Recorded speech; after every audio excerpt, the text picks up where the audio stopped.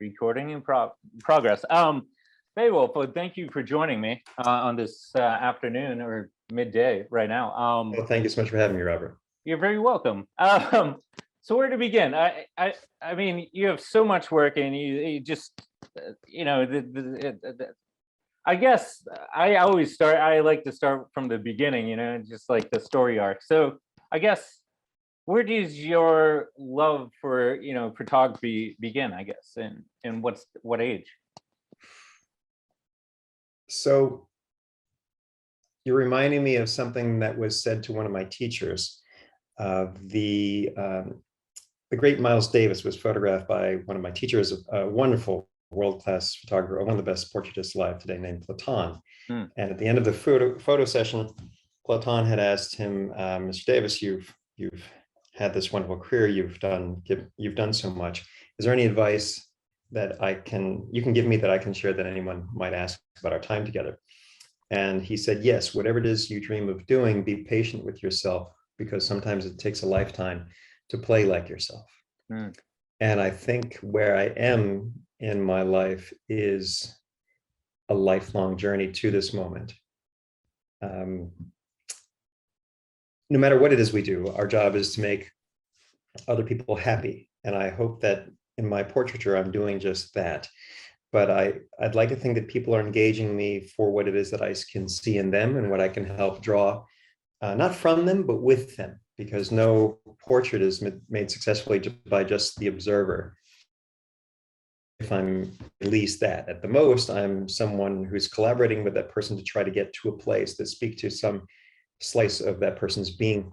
We're all in transit somehow, internally, if not externally, in that the range of human expression, the range of human emotion exists within each and every one of us. And so to make a picture that says that is that person is not an easy thing, because we are all things just at different times in our lives. And of course, I want to try to speak to the best of that person. I want to make a picture that is at the very least dignified, and at the most somehow does touch on what's wonderful about that human being. And to get to that point of that practice as my profession these days has really started with my childhood. I was asthmatic and couldn't play in reindeer games with the other kids at school, couldn't do sports without being exhausted very, very quickly. It was hard to get to first base in kickball without being, I mean, I don't know that I ever made it to first base in kickball because I just didn't have the lung capacity to get there for a while. So that meant that I read a lot. And so I was reading comic books, and then I would draw the characters after the issue was over, and didn't necessarily have the patience to wait for the next issue to come at the stands at 7-Eleven when I was little. And so I would just draw the characters, sometimes keep the story going. And that led to a lifelong love of reading. And as I got older, then of course the nature of the stories changed, or grew, I should say. I don't know that I've ever completely ruled out comic books. And it's hard to now with Marvel being in our faces culturally all the time. But I've moved on to choose your own adventure. And growing up in Fort Lauderdale, Florida, I was close to the Bahamas, where there and in Key West at the bottom of Florida and of the United States, we had a lot of love for Ernest Hemingway. So his work, of course, is in front of us. And I read him. I read Jack London. I had cousins in New York who had these plastic cutouts of the Frankenstein and Wolfman monsters. And so I read Mary Shelley's Frankenstein. I read Stoker's Dracula and The Invisible Man and Dr. Jekyll and Mr. Hyde and all those things. And that just grew and grew from there, because then it was Salinger, and I read 3 of the Dune books while in high school, and on and on and on. And it's just never stopped. So I've come to have a love for storytelling. And of course, storytelling is not limited to just the written and printed word. A musician is a storyteller, a dancer is a storyteller, a filmmaker is a storyteller. We are each and every one of ourselves a storyteller. And I think we drive culture primarily in certain ways. We identify culture in certain ways. Our first language, of course, is the visual. So thank goodness I have a role in that language. We all do. We're all making photographs these days. And then from there, The next language is that we speak, which is culturally significant or geographically significant. And the third, I think, is storytelling, because it's what generations before us pass on to us. That's what a great song does, what a great film does. All these works of art tell us who we are and what lessons those who've been before us have to share. And hopefully we learn from them and we carry them with them through our journeys, and then, of course, pass them on to those who follow. Mm. Hmm. Yeah. Sorry, it was a lot to digest. That was a lot of information for just how I got started. Yeah. But it's been a natural progression for me, and yet yeah. I didn't necessarily see it for a long time. When I got to high school, I was a shy little boy well, I wasn't so little. I was 13, 14. Yeah. I was a year younger than everybody else in school, so I was that much smaller. And when I got to high school, I remember all the other boys were talking about the girls, and I didn't really have too much to contribute about in the world of girls at that time. And they were otherwise talking about the Miami Dolphins, and I'd never even seen a game, but I had bagged groceries, and I had delivered newspapers, and I tutored math, and I had mowed lawns, and I hadn't really spent that money. So I used that money to buy season tickets to Miami Dolphins. I think I was 14 years old with season tickets to Miami Dolphins. And then I was driven down, or maybe I somehow I got a ride down. Maybe I drove down once I was of age. No, I don't remember the age of a learner's permit in Florida, but it was quite young, too young. And I would go to a game and watch Dan Marino threw a ball around, and I would make pictures with my father's camera and then make prints and share those prints made at the neighborhood automat with my fellow students. And suddenly I started overcoming the shyness that I had built over my elementary and middle school years, and making connections through these prints, through photography, finding common ground with other people. Whenever you meet someone, of course, for the first time, you say, well, what do you do? Where are you from? And maybe there's something in the way that person's dressed that speaks to who you are, and that you try to find that common connection. And so I was doing that back then, and it's just a natural human thing. And I'm doing the same thing as a photographer. But those little moments of reading when I was young, my father was out of my life through my middle school years. When he came back, I was curious about his camera, and using that camera, getting as a way to get reacquainted with my dad, and also to make friends through high school, were all these blessings that I needed a little time to realize were really such tremendous gifts that I would carry later in life. But in time, I've gotten there. So it's been a long, long, wonderful road. Now I'll ask, just for camera aficionados, what camera was that at the time? It was a Konica. I don't remember the brand. There is a photograph of my father holding the camera and my standing next to him that I have somewhere. And so if I look closely, maybe I can tell you the brand, or the model, but I do remember the brand. And the journey since then has introduced me to so many different cameras. But the last 35 millimeter film camera that I used was the Canon EOS 1N. And it's really made it hard for me to move beyond it to some end, in that the Canon family of digital 35 cameras prior to the launch of the mirrorless bodies had the same nomenclature. So now for better than 25, 30 years, then my muscle memory has been such that I don't really need to look anymore, but my fingers are curled around the camera body the same way, such that if I grab a different camera, it's really hard to undo the tendons, if you will, to accommodate that body. Interesting. Yeah. Well, I mean, yeah, if you work with a piece of equipment for that length of time, you have that, Absolutely. the muscle memory, like you said. After high school, did you really part of I trip over my words sometimes, or just get in my head a bit, but did you go to university for photography and art once you got that interest in high school? Or ultimately, I didn't think of it as a profession.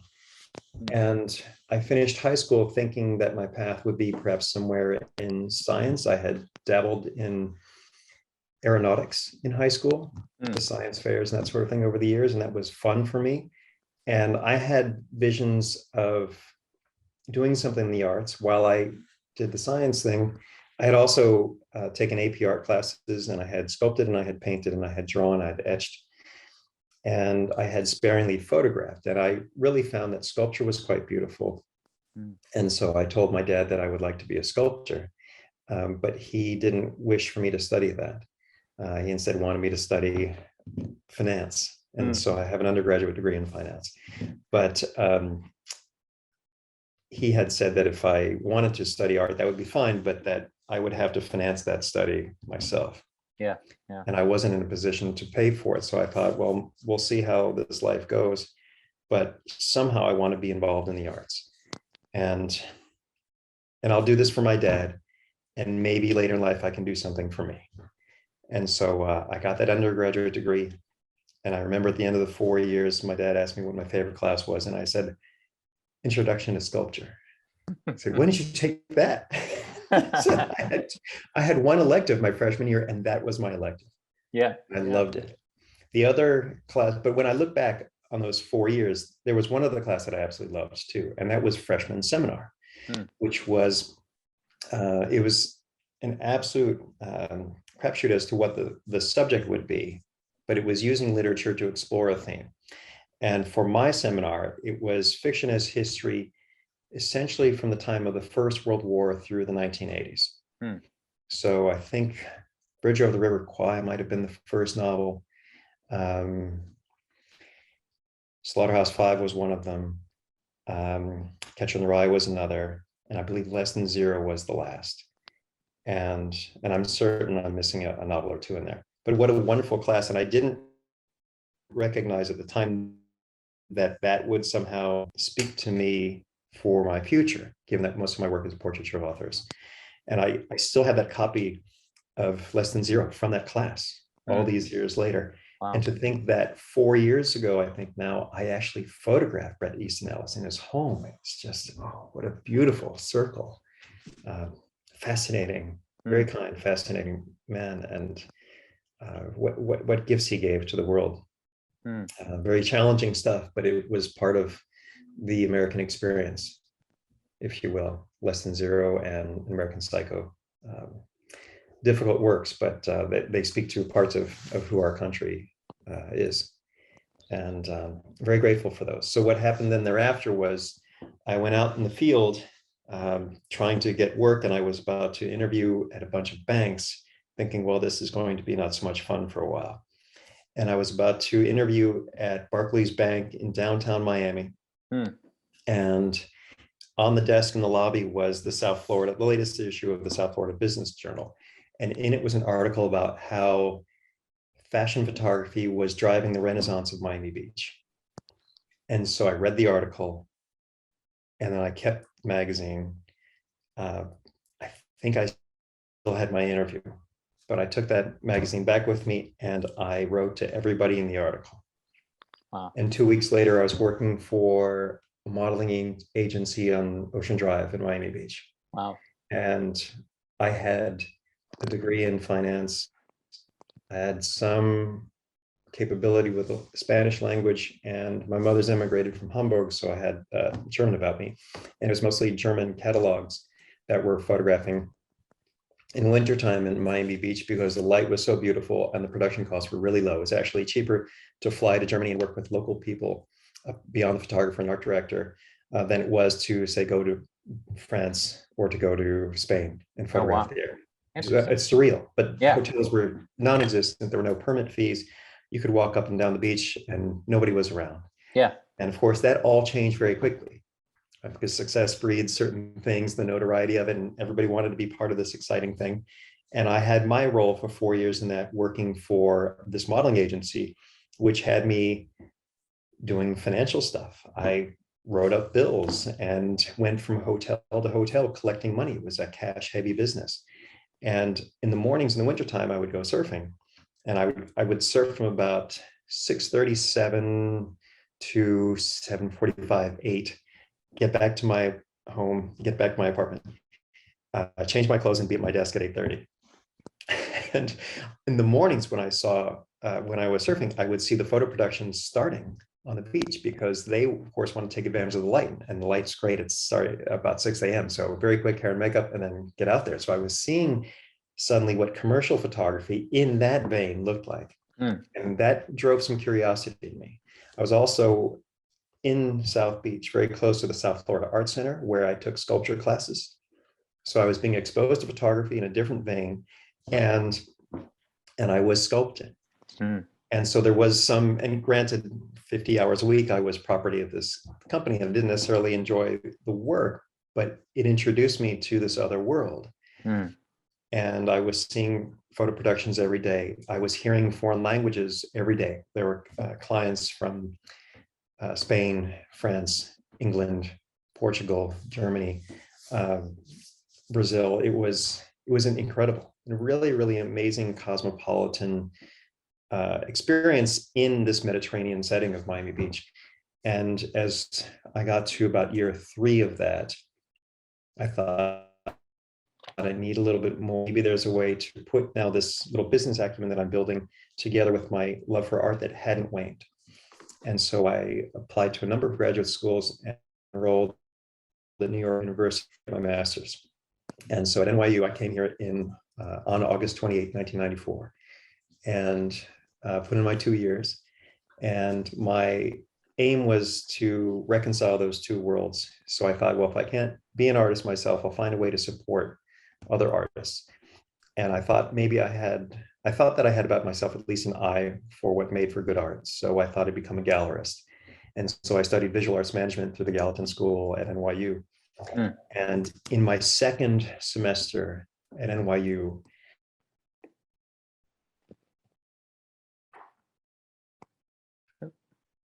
and I had room for elective because I had taken summer classes at UCLA between my 2 years of graduate school at NYU. And that second elective, I spent learning how to make a print. I'd never made a darkroom print before. Mm. And that's when I realized that I really loved it. And I thought, oh no, I know I just spent all this time and energy moving to New York to become a gallerist, thinking that would be the right thing. But photography was telling me how much I loved it and how excited I was by it. And so after finishing that program, I went to ICP, International Center for Photography, for a year. I didn't do the full track degree program, but I took class 9. And I was back in the fashion world because and work experience also as well in Los Angeles when I was out there that summer at UCLA for an agency there as well.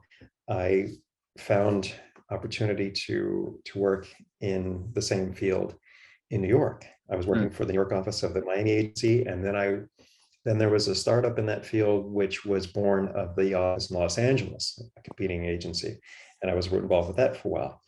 And that helped me pay down my student debt. It helped me get my footing a little more solid on the ground in New York City, get to know the city and its community that much better. And I threw myself into photography nights and weekends. For 6+ years, I was either photographing or printing nights and weekends, to the point that there were these two lives that I was essentially living. On my lunch hour, I would run to the lab and drop off film or pick up film. And it was relentless, and the love never really waned. And then at some point, it was time. It was time to risk it. Yeah. We only have this one life. And if there's something about which you dream, it's never going to be easy. But my hope is for those of you watching, listening out there, that if that dream is something that keeps gnawing away at you, answer it. Let it consume you.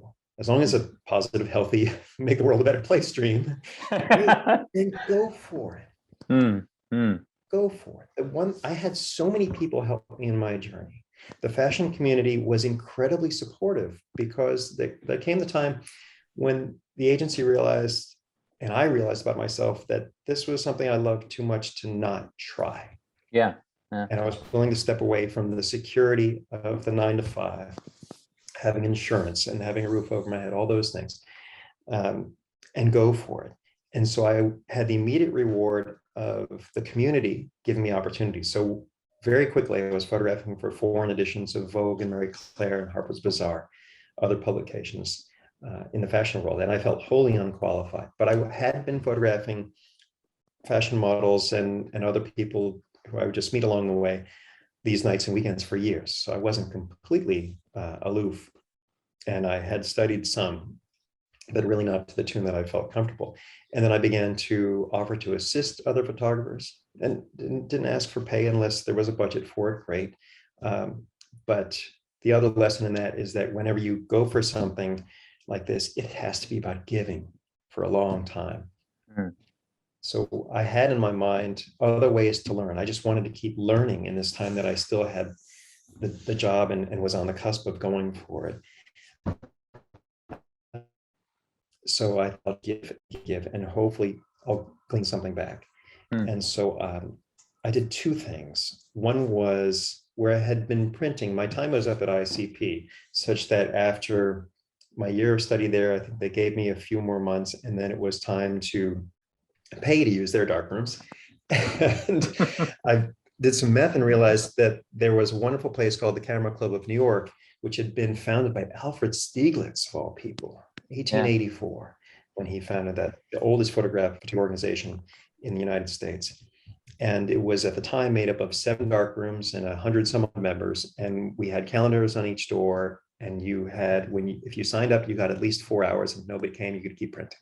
And then we had lockers for all our chemistry and that sort of thing. Mm. And everyone had to contribute. And we paid relatively little for a year's rights to that. We got the keys, and it was right off Union Square, great location. But everybody had to contribute beyond that. We had a gallery, we had a newsletter, and we had a lecture series that was waning in popularity. And so I was over. Yes, this gives me the freedom to and license to reach out to my favorite photographers and invite them to speak. Mm. And so for somewhere approaching 6 years, I did that. And it was really great because I could reach out to a hero. And if that person said yes, great. In a few weeks' time, that person would be in front of me, and I could introduce that person to an audience, and I could learn something directly from that person. Because it's one thing to see a picture. And if it's a picture of a person, you can look in the eyes and get a sense of how it's lit and that sort of thing. So you can get some technical education from the image itself. But to actually hear from that person who made the image, here's what was going on beyond the image, and here's what led to that moment. Here's what I'm feeling. Here's what that person was going through when we got to this place of this wonderful picture.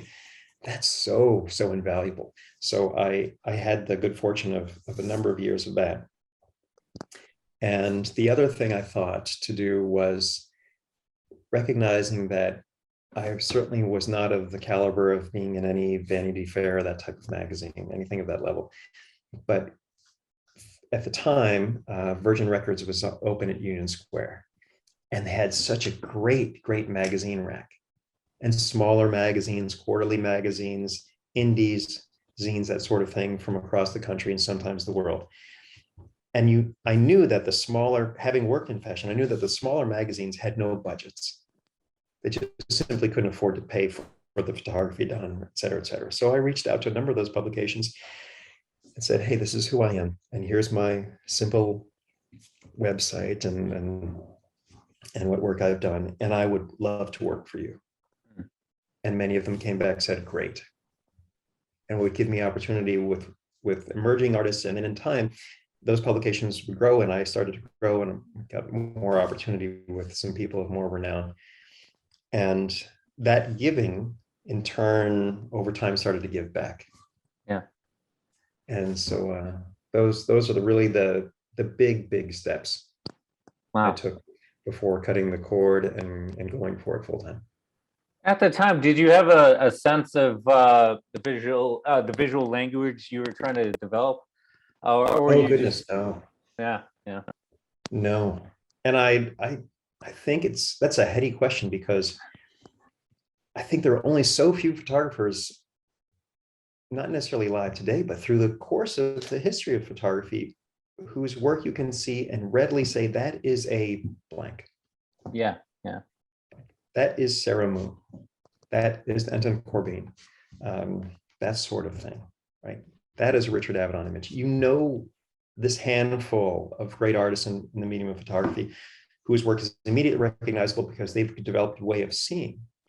And I think for no matter the medium, getting to a place of a known way of seeing again and again is a really rarefied, special place. And for myself, I don't know that I'll ever get there. Mm. And if someone should feel that about my work, I don't, that's great, but I don't feel that way myself. I have a lot to learn, still so much to learn. Mm. And to find about myself. I was in Barcelona a number of years ago and went into the Picasso Museum there and was really struck to see these massive scale paintings by him as a late teenager that were incredibly realist in their style. And you would never think that's a Picasso because we know him for this other way of seeing. But he needed decade upon decade to get to that way of seeing. And great for him that he got there. He's also the one who coined the phrase that every great artist reinvents himself every 10 years. Well, not all of us work as quickly as Pablo. Good for you, Pablo. But yeah. It's a good pressure to have put upon yourself to try to create and see things anew. And the pandemic, for those of us who were fortunate enough to have space to exhale and take that type of inventory in our work, yes, there's a window there to work on that aim, but I certainly have not gotten there, and I'm grateful for the chances I have to get there, but that's still a lifetime. It's like constantly, I have a little breakup, but it seems to me, actually, and through my process, my own journey, it's similar. Like, I just have a criminal justice degree, and then a graphic web design certificate, and then I kind of picked up from Boston and moved to New York in late 2016, and the camera found me then, and Yes. I was doing a lot of street stuff. I love street photography, and just trying to adapt, just capture natural light. Like, I love working with just available light and attempting to adapt to my current surrounding in the present moment. And but I'm like, is it just me, or am I struggling trying to get my style or my my voice? And and when the people ask, what are you trying to communicate, it's like, I'm just creating because I need to create, I must Right. create. But I'm still working on like visual aesthetic and a language, and so it's like, it feels like a lifelong process of developing a unique individualistic visual style, if you even get there, it seems like. But Right. I mean, coming back to that very first thought of Miles Davis and his quote to Platon, he's spot on. That is absolutely true. And the real pressure isn't, well, my pictures don't look like this person. That person's my favorite photographer. Therefore, what am I doing wrong? No, do my pictures look like me? And we don't always know who we are yet. Right? Yeah. The journey to one's own self-awareness and self-discovery, that is sometimes a decades-long process. And many of us might not ever get there. And that's all fine, because the way we see, the way we speak, the way we dress, the way we carry ourselves, all those things are extensions of our internal being. And sometimes to put those in a picture, especially if you're doing street stuff, yes, it's something you're seeing out there. This is a wonderful moment where one person's crossing the street while another person is taking a seat. Or this, there's what's beautiful about working on the street is there's all these narratives right in front of you, and you have that moment you want is as Cartier-Bresson had said, the decisive moment is for you to decide. It's not someone's decision, it's yours, and whether or not it's right, it's wrong, or is also your decision. But it's so fleeting, and when you get it, I'm sure it's a great exciting thing when you think, oh, I really wanted the woman walking down the steps, and I was hoping the pigeons would cross in front of her, and the bag had this texture that looked like the pigeon's feathers, and she swings the bag forward and the pigeons look like they're flying out back. Whatever that moment is that's in front of you, that's so amazing. I hope you get it. And then when you see it and brings you that kind of joy, then there's something in you in that picture already. And I think that the challenge is constantly seeing yourself in the picture, even if it's street photography. The cliche has been made many times over that every photograph is also a self-portrait. So yes, I'm in there somehow, and you're in your pictures too. But I think the challenge is to then see a deeper resonance of yourself in that work. and vice versa as well. Now, did your interest in sculpture dictate or kind of your work with portraiture, I guess? I feel like, in sculpting too, you kind of and working with like directed light or controlled light, you're trying to sculpt a portrait, of the subject at hand. But Yes, conversely, you're trying to, with sculpture too, you're trying to make this 3D representation of maybe even a person, but whatever what's in mind there. But so I feel like with photography, you're sculpting with light, I guess, right? absolutely, Yeah. absolutely. So I guess my question was, I guess when did you really start picking up like portraiture, I guess, and really start documenting all these really interesting and notable people as well? What was that period like?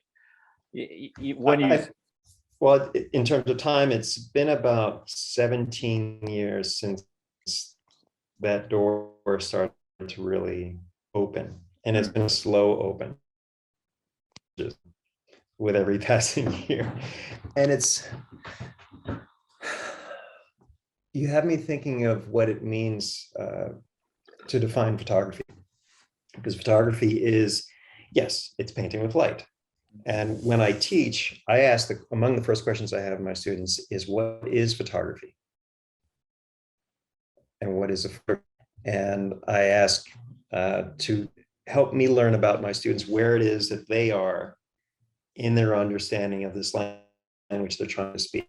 And so I loosely define a photograph as either a moment that you make or a moment that you take. It's a moment that you make if you're working in something that's controlled. You determine where the light falls, and on what it falls is up to you. And if it doesn't fall as you wish, you can make that moment again. But beyond that, it is all fleeting. So when you're out in the field, you're out in the street and something strikes you, that moment is there and then it's not.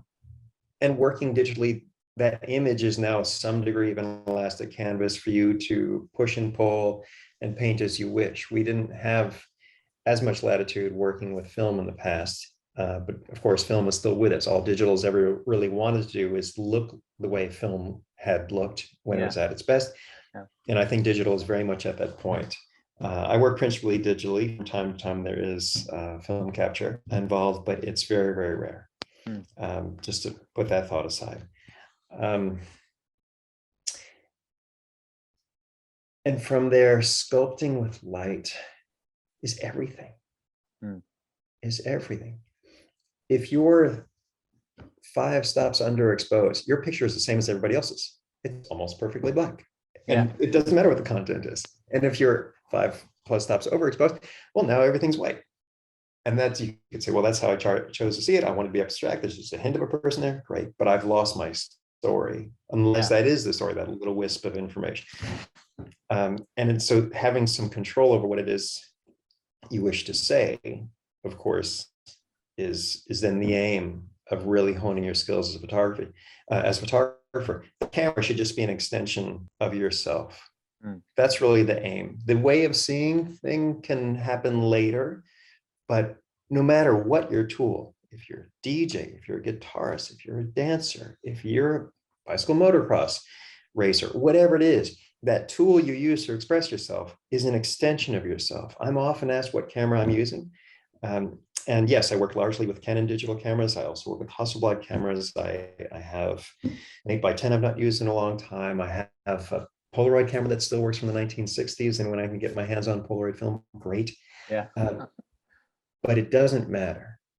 None of it matters. There's no reason for you to choose Nikon over Canon or over Sony, et cetera, et cetera. They're all at a pretty great place. You just want to work with what is comfortable for you to achieve the ends that you envision. You want to work on the street? Great. I need something fast. I need something quick. And I don't need 100 megapixels to put on the side of a building because it's not going to be an ad. Exactly. This is something I'm doing for me. I want to see the beauty of life right in front of me.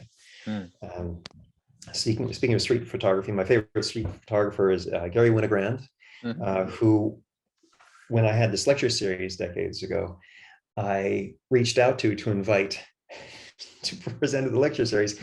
And I tried to find if he had an agent. This is in the very early days of the internet, so it wasn't really easy to research everything just yet. And so I found a gallery representing his work, and I called the gallery and said, "Hi, my name's Beowulf Sheehan. I'm calling on behalf of the Camera Club of New York to invite Mr. Winogrand to present at the lecture series." And the person said, "Oh, that's very kind of you, but Mr. Winogrand has been dead for several years." And I just thought, well, this is what happens when you don't do your homework. And that actually is a great point. My favorite street photographer, but I have heroes in other veins. And I think no matter what it is you want to do, find your heroes, not to be them, but to learn from them. Because I just want you, Robert, to be your best Robert. I don't want you to be Richard Avedon or Gary Winogrand. I want you to be your best you. Yeah. I want me to be my best self. And we can learn from our heroes. They can help us get from walking to running. But to really hit our stride, it's got to be us. If that makes any sense. Now, quick question then, I guess, with so many interesting shoots and documentation of, or, portraits of countless notable individuals, any favorite story, or conversely, any story or shoot that posed challenges that you got through, but it was crazy shoot you had to work around, or a crazy fix you had to kind of just come up on the fly. Any interesting stories from this field, I guess, to I've had plenty. The question is whether or not I make them public. Yeah. Oh, yeah. Yeah. Oh, of course. If because one thing, if you can say, or without disclosing, sensitive that's information. That's a tricky thing as to what I can disclose and not disclose, because so much of portraiture is trust. And I did mention in my previous long-winded diatribe there that I spoke to the idea of doing your homework. So learning from your heroes is one thing, but then when it comes to your own photography, you have to do your homework for what it is you're about to do. So if I'm going to photograph a person of any renown, a person who has work out in the culture, study that work. I want to read the book. I want to see the film. I want to listen to the music, whatever it is, to help me get a better understanding of that. That seems so obvious, and it's something for Annie Leibovitz is very, very famous. She was the subject of a photograph recently, a story on her in the New York Times, and she was photographed by Collier Shore. And when Collier Shore arrived at Annie Leibovitz's home upstate to photograph her, he saw a stack of papers about herself in there. So Annie was actually studying the person who was going to photograph her before her photographer walked in. Wow. I mean, that's incredible homework. But I think that's very admirable and vital if you're going to make a picture that really matters of someone you don't necessarily know until that person. And to the end of stories, I'll tell you one lesson that I've learned again and again, and I think it's something I have to constantly learn because I'm a human being and therefore I'm given to making mistakes. I think we all ideally would like to act on the responsibility of leaving this place leaving this world a better place than when we found it, when we got here, and we do things to that end. We learn when we look at the broader landscape of our world that not everyone acts that way, feels that way. There's a lot of ugliness in the world, and I photograph people who I felt to be ugly. I don't mean their faces when I say that. I mean their hearts, and that's a saddening thing. When I felt that, I think of myself at times as sensitive, and when I'm really paying attention to my subject, I'm open, I'm completely open, and I'm happy to share anything about myself, and I hope that person will share something back with me, because there's strength in vulnerability. And if my job as a portrait photographer is to say, I'm here for you, this is who I am, and I just want you to share with me what parts of yourself you're comfortable in sharing, because that's going to be then our gift to your listeners, to your viewers, to your readers, to your audience. we have this chance in this little time together to do something hopefully special that will resonate with the people who love you and the people who will discover you and love you. And this picture can be among the first gifts to them. And I think of myself, just further to that end, working largely with authors as a bookseller. And every book has two visual words being spoken, if you will, two visual messages being sent, one the cover, one the author portrait. And in making the author portrait, I really want the customer, the viewer, the potential reader to say, wow, who is this? I want to learn a little bit more something about this person. I'll buy this book. And so I'm a bookseller with a camera to that end. But in making someone's portrait, speaking to the end of getting prepared and being open, I, as an absolute fallible human being, just like everybody else, sometimes make assumptions. And it's such a dangerous thing. That cliche about how bad it is absolutely true. I had the absolutely moving honor, and I'll give you a more specific case now, of in January 2020, I believe it was, so shortly before the world changed, I photographed a fellow named Oleg Sentsov. Oleg Sentsov was a filmmaker in the Ukraine who, in, I believe, 2018, was demonstrating with his fellow citizens against the attempted annexation of his country, their country, Russia. Don't invade us, this is our country, we're sovereign, and when we don't want to be aggressed. And so he, in the midst of this demonstration, was, and with everyone else there, was attacked, and he was among those kidnapped. And a few days later, he popped up in a courtroom in Moscow, and he was sentenced to 20 years hard labor in a penal colony for he didn't commit. And he then went on a hunger strike. And I don't remember how many days it lasted, but it was quite long. And it became a point of great concern on a world scale to win his freedom and those of others who were also unjustly taken.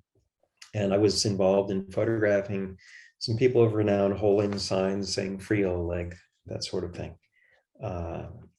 And in, I believe, late September 2020, he was part of a prisoner swap, and his freedom was won, and he was alive. And of course, he had gone through significant challenge. I think it was 100 some odd days without food. And then I had the chance to photograph him. Wow. For this wonderful organization, Pen America. And I thought, oh my goodness,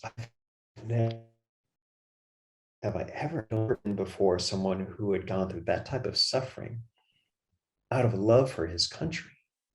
Wow, wow, wow, what an impressive human being.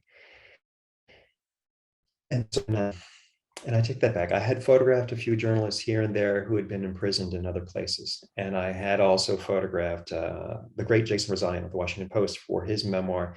He was in jail for well over a year for being a journalist and had survived that incredibly torturous ordeal. But my first thought was, okay, I need to get my strength up to be before this man. And what am I going to say? Because I don't speak his language. So I memorized, Mr. Sentsov, it's an honor to meet you. This is my assistant. And I'm excited to photograph you now, because we only had about 5-10 minutes, something of that nature. And so I got through it. I've forgotten the word since. Got through it. And then he looked back at me and said, I speak English. And so the icebreaker was really his. He made me laugh. He laughed, and all the tension was gone. And then he sat down and he said in English, he had a translator with him. A representative from Pen America was with him. And he said, I don't move and I don't smile. You're free to walk around me and you have 10 minutes. Wow. So I walked around, I turned some lights on and off. And at times I did say things. And I do have a photograph in which he smiled. And I can't recall how I got there, but what a beautiful experience at one before this man who I had vision might be somewhere deep inside him broken for having suffered as he did. And maybe there's some of that in some of those pictures, but in others, there's the hero, there's the strength of character to have within his heart the ability to love an entire nation and suffer for that love. Wow. For his family, for his people, for his country, to be willing to put his life on the line for that. That was a rarefied, admirable thing. And I was so honored to have been in front of him. Wow. Yeah. Have those shots been published yet, or? Yes, they were out in the world in the weeks that followed, and I've not looked since then. But Yeah. Wow. But how wonderful that photography, this little box, and Grace, I'm seeing you through one of them right now, of course, but this little box can make such magic happen. And it's not just portraiture, it is all facets of photography. There's great stories to be told, and out there every second of every day, everywhere around the world. And it doesn't matter if you're photographing a friend's wedding, or if you're photographing someone walking down the street, or just the sunrise, or some beautiful landscape, or a human being, be it someone who won't be in the newspaper or someone who's in the paper every day. There's room to create and share in everything we do and everywhere we look and see. And I'm thrilled that of course you're doing that with your work now, growing as a street photographer, and I'm so blessed to have had the journey I've had thus far. I just hope it keeps going.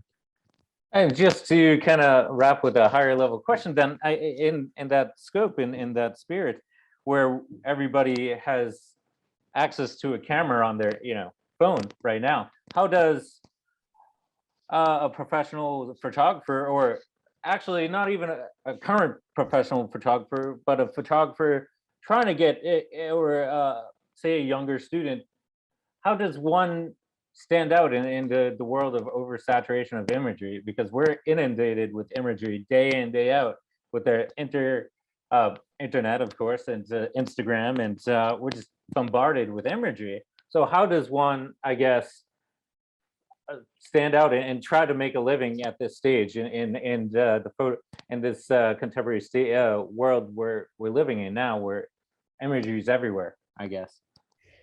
That's an excellent question, and that's a great place to wrap. I am thinking of a few things. To the end of social media and these little devices, of course, that make it feasible for all of us to make pictures, and that photography is thereby augmented to the point of being ubiquitous.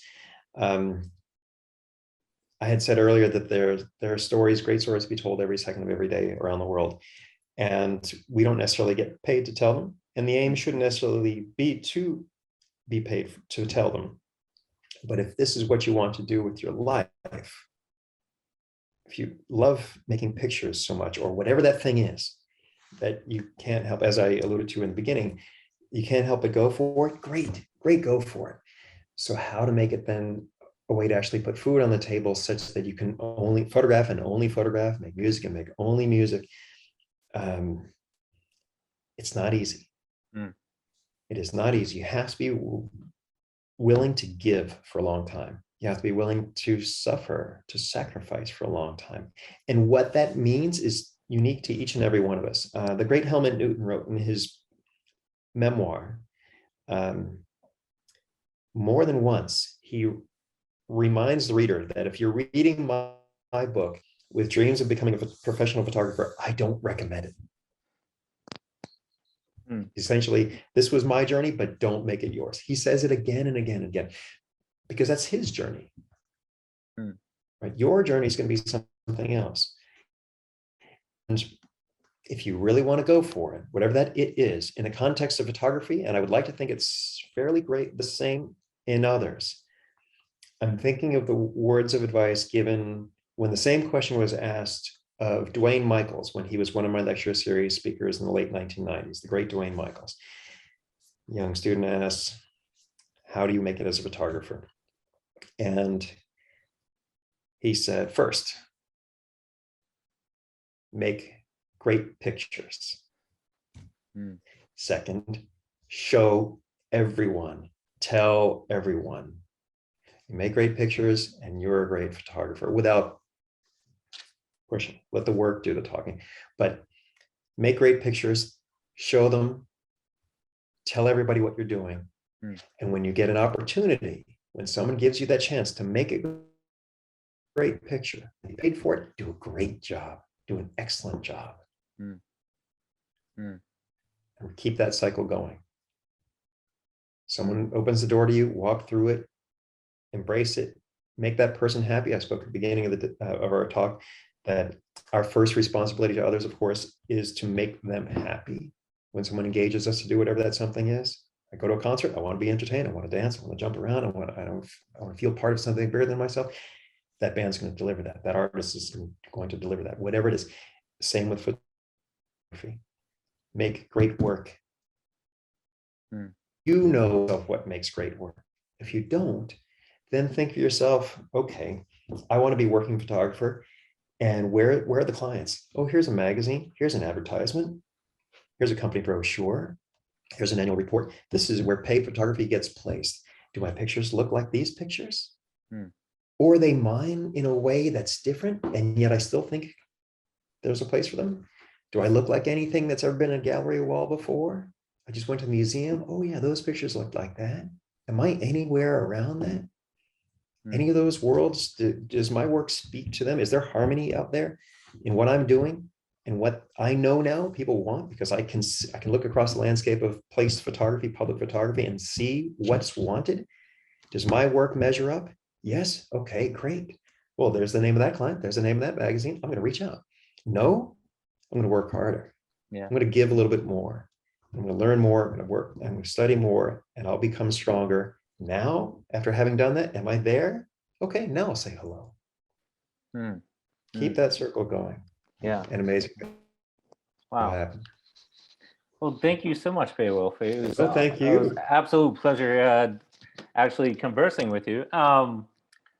And anything to kind of just plug, I guess, like anything, any new projects out you want or to lead people to, or? Oh, you're so very kind. I've been really blessed to have been able to keep this going in the time of the pandemic. I hope people make best efforts to stay safe and to re-engage with their communities, get vaccinated, get out there, be respectful of others. And we'll get through these challenges we have so that we can create together in the way we had before the pandemic arrived. In terms of what I'm grateful just to be able to continue the work that I love and to continue to celebrate artists. I think it's quite ironic that I had told myself, well, if I can't be an artist, then I'll find a way to support them. And whether or not I am an artist, that's up for other people to say. But I'm having a blast supporting artists, and that is going so well that I've not had time to engage projects for a bit. But if it should ever ebb, then of course, then that's the time to flow with things for myself. I love doing what I do, being a servant to others with great stories to tell. Well, sir, on that note, once again, a pleasure having this conversation. I'll let you go and enjoy the day. Thank you so much, Rob. Pleasure is mine. Take care, sir. All the best. You too. Sure.